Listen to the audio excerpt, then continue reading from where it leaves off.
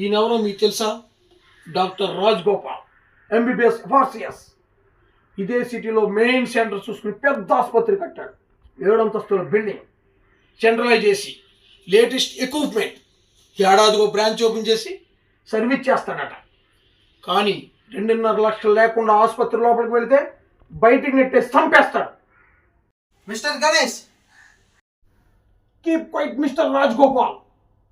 ఆరోగ్యాన్ని నమ్మడాన్ని నీ డిక్షనరీలో సర్వీస్ అంటారా? సిగ్గులేదు?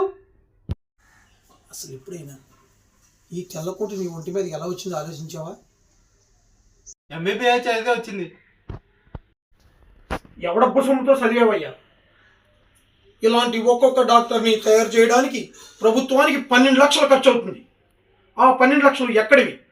కూలునాలు చేసుకునే పేద ప్రజలు, సాలీసాలైన సంపాదనతో బతికే సగటు మనుషులు 10ో పరకో సంపాదించి ఆ డబ్బుతో ఉప్పు, పప్పు, ఉల్లిపాయ కొనుక్కుంటే అలా కొన్న ప్రతి వస్తువు మీద పన్ను వేసి ఆ పన్నుల రూపంలోంచి వచ్చిన డబ్బులోంచి 12 లక్షలు ఖర్చు పెడితే ఇదిగో ఈ మహానుభావుడు డాక్టర్ అయ్యాడు. ఇది నువ్వు మర్చిపోతే ఎర్రటి రక్తాన్ని తెల్లటి పాలుగా చేసి పెంచిన నీ తల్లిని మర్చిపోయినట్టే.